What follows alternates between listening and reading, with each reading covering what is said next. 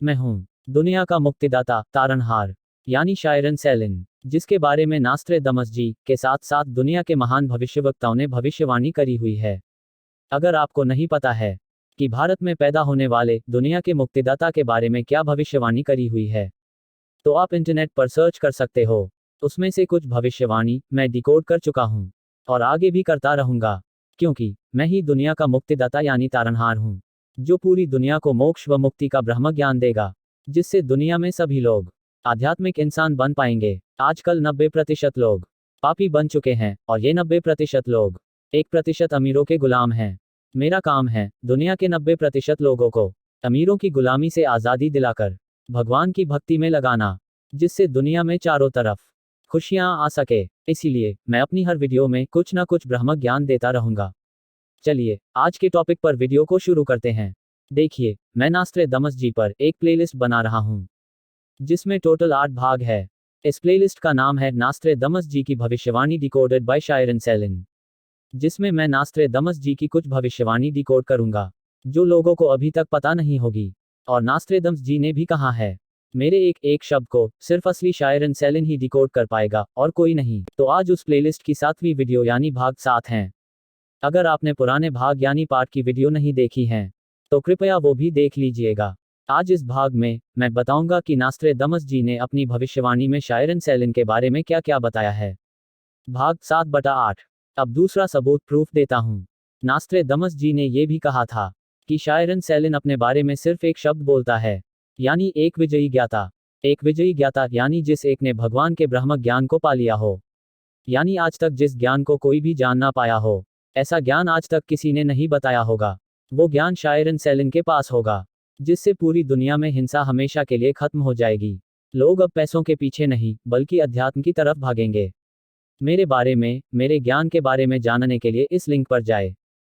मुझे उम्मीद है आपको आज की वीडियो जरूर पसंद आई होगी। अगर आपको मेरा ब्रह्म ज्ञान अच्छा लगा हो और चाहते हो कि आगे भी मैं अपना मोक्ष मुक्ति का ब्रह्म ज्ञान देता रहूं, तो आप मुझे यूपीआई के जरिए सपोर्ट कर सकते हो। मेरी यूपीआई आईडी डिस्क्रिप्शन बॉक्स में दी हुई है। अगर आप भारत के बाहर यानी किसी और देश से हो और मेरी मदद करना चाहते हो, तो आपको डिस्क्रिप्शन बॉक्स में डोनेशन करने का लिंक मिल जाएगा। आप उस लिंक पर जाकर भी मेरी मदद कर सकते हो।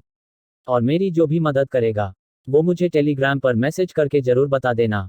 कृपया एक बात बहुत अच्छे से समझ लीजिए कि मुझे किसी भी तरीके का सपोर्ट करने के बदले में मुझसे किसी भी तरीके के रिटर्न की उम्मीद मत रखना, क्योंकि मैं रिटर्न में धन्यवाद भी नहीं करूंगा, क्योंकि कोई जबरदस्ती नहीं है कि मेरी मदद करो। अगर आप मुझे समर्थन करोगे तो इससे आपके ही कर्म बढ़ेंगे, मेरे नहीं। अगर आपको कर्म करना अच्छा न लगता हो या कर्म करने के बदले में कुछ लेने की उम्मीद रखते हो, तो वो कर्म नहीं, सिर्फ दिखावा होता है। अगर आप कहीं दान करते हो और उसके बदले आपका वहां नाम लिया जाता है या आपको धन्यवाद बोला जाता है, तो आपका दान और कर्म दोनों बेकार हो जाते हैं। ऐसा मेरा मानना है, क्योंकि कर्म क्या है और क्या नहीं, मेरे और कबीर के भगवान को बहुत अच्छे से पता है। इसलिए मुझे किसी को बताने की जरूरत नहीं कि उसने मेरी मदद करके अच्छा कर्म किया है। और भी मोक्ष व मुक्ति का ब्रह्म ज्ञान आपको डिस्क्रिप्शन बॉक्स में मिल जाएगा। जैसे कि आपको मेरे ब्रह्म ज्ञान की ई बुक्स फ्री में कैसे मिल सकती हैं, इसलिए डिस्क्रिप्शन बॉक्स को भी पढ़ लीजिएगा। मेरा और मेरे गुरु कबीर का मानना है कि हमारा भगवान हर जगह है और हर इंसान के अंदर भी है। मैंने अपने गुरु कबीर साहब से सीखा है, किसी से भेदभाव मत करो, सभी इंसान भगवान के बच्चे ही है। और अपनी जिंदगी की हर सांस में यानी मन में सभी भगवान का जाप जपो, जैसे कि सीताराम, राधा कृष्ण, शिव जी, गणेश जी, माँ दुर्गा, ओम विष्णु इत्यादि सभी भगवान का रोजाना मन में ध्यान करना चाहिए। हिंदू धर्म इसलिए महान है क्योंकि भारत में एक भगवान नहीं बल्कि बहुत सारे भगवान हमको अच्छा जीवन जीना सिखाते हैं। और हिंदू धर्म में हिंसा करना अधर्म कहलाता है। हिंदू धर्म में बेमतलब हिंसा सोचना भी महापाप है। हिंदू धर्म में सजा देना नहीं, माफ करना सिखाया जाता है।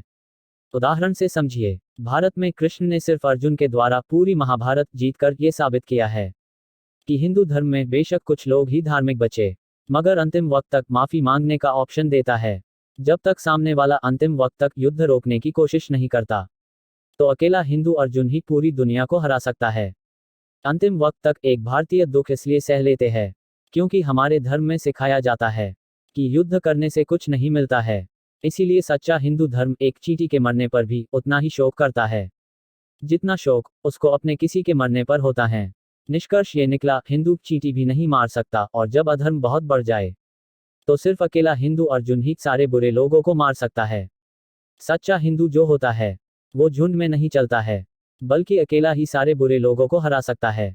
क्योंकि पूरी दुनिया को पता है झुंड में तो कुत्ते भी शेर बन जाते हैं, मगर जो असली सच्चा हिंदू शेर होता है वो अकेले ही बुरे लोगों को हराने का जिगरा रखता है। हिंदू धर्म में सिर्फ और सिर्फ भगवान की पूजा करना ही सिखाया जाता है और कुछ नहीं। क्योंकि हम सब इंसानों को उस भगवान ने बनाया है। अगर हम इंसान भी जानवर बनेंगे तो ये उस भगवान का अपमान है। इसलिए हिंदू धर्म में चींटी को मारने वाले पाप का भी प्रायश्चित करना होता है, जिससे और कोई पाप दोबारा न कर पाए। इसलिए अगर आप भगवान के सच्चे भक्त हो तो आपको अपने मन के साथ साथ मुंह से भी सीताराम, राधा कृष्ण, शिव जी, गणेश जी, माँ दुर्गा, ओम विष्णु इत्यादि सभी भगवान का रोजाना ज्यादा से ज्यादा समय तक भगवान का नाम ही लेना चाहिए। क्योंकि मोक्ष मुक्ति का हकदार भी सिर्फ वो ही बनता है जो अपना ज्यादा से ज्यादा समय सच्ची भक्ति से भगवान का ध्यान करता है। अगर भगवान का वैकुंठ पाना है तो इस धरती को भूलकर यानी कोई पाप न करके सिर्फ भगवान का ध्यान करना होगा। मैं खुद इन सब भगवान का रोजाना जाप करता हूँ, इसीलिए मुझे जीते जी मोक्ष मुक्ति का ज्ञान मिल पाया है। आज आपको एक बात बता देता हूँ जो आपको किसी ने भी नहीं बताई होगी। आपको मोक्ष मुक्ति का ज्ञान तब तक नहीं मिल पाएगा जब तक आप ये तय नहीं कर लेते कि आपको मरते दम तक मोक्ष मुक्ति न मिले। मगर आप भगवान को पाने की कोशिश करते रहोगे और सालों तक बिना लालच के भगवान की सच्ची भक्ति जरूर करोगे। और अगर कभी लालच आ जाए या कोई उम्मीद रखोगे तो उसी वक्त आपकी सारी तपस्या बेकार हो जाएगी। इसलिए भगवान को और मोक्ष मुक्ति को सिर्फ वो ही पा सकता है जो पूर्ण समर्पण कर सकता है, और कोई नहीं। मेरा ऐसा मानना है कि दुनिया में हर धर्म सिर्फ सनातन धर्म यानी हिंदू धर्म से निकले हैं, और जब तक दुनिया में हिंदू धर्म रहेगा तब तक ये संसार खुश रहेगा। दुनिया में आप किसी भी धर्म से हो, आप अपने धर्म के लोगों से पूछना कि अपने धर्म के अलावा और कौन सा धर्म बढ़िया है, तो हर धर्म के लोग अपने धर्म के बाद सिर्फ हिंदू धर्म को ही महान बताएंगे। क्योंकि सभी धर्म की उत्पत्ति हिंदू धर्म से ही हुई है, और पूरी दुनिया में मोक्ष व मुक्ति सिर्फ और सिर्फ सच्चा हिंदू ही पा सकता है, और कोई नहीं। बाकी सब 84 लाख योनियों में यानी नर्क में जाते हैं, और जो मोक्ष व मुक्ति पा लेते हैं वो वहां जाते हैं जहां मेरे गुरु कबीर है। मेरे गुरु कबीर ने दुनिया को बहुत अच्छे से समझाया है कि सभी साधु संतों की सेवा करो और ये इंसानी जीवन अनमोल है। अगर फिर 84 लाख योनियों में नहीं जाना है तो मेरे गुरु कबीर की तरह जिंदगी जियो, यानी किसी धर्म में भेदभाव मत करो और सभी इंसान के अंदर और कण कण में अपने भगवान को देखो। चलिए अब अगली वीडियो में मिलेंगे। अगर कुछ पूछना हो तो कमेंट बॉक्स में या फिर टेलीग्राम पर पूछ सकते हो। आप चाहो तो इस वीडियो के बाद मेरे चैनल पर बाकी वीडियोस भी जरूर देख लीजिएगा, और अपने सभी सोशल मीडिया प्लेटफॉर्म्स में मेरी सारी वीडियोस को देखकर शेयर कर दीजिए, जिससे आपके साथ साथ दूसरों को भी मोक्ष मुक्ति का ज्ञान मिल सके। और अगर हो सके तो मुझे यूपीआई के जरिए सपोर्ट जरूर कर देना, क्योंकि मेरे पास खाने के पैसे भी नहीं है। जब पैसे आएंगे तो मैं सभी लोगों तक अपना खोजा हुआ मोक्ष मुक्ति का ब्रह्म ज्ञान पहुंचा पाऊंगा और पूरी दुनिया को मोक्ष व मुक्ति दे पाऊंगा। अगर आप आने वाली और भी वीडियोस में ब्रह्म ज्ञान लेना चाहते हो तो गॉड का भक्त चैनल को सब्सक्राइब कर लीजिएगा, और इस चैनल को भगवान के भक्तों के साथ शेयर भी कर दीजिएगा, और वीडियो को लाइक भी कर दीजिएगा। आखिर में बस इतना कहना चाहता हूं कि रोजाना सेवा सिमरन करो, यही हर इंसान के जीवन का लक्ष्य है।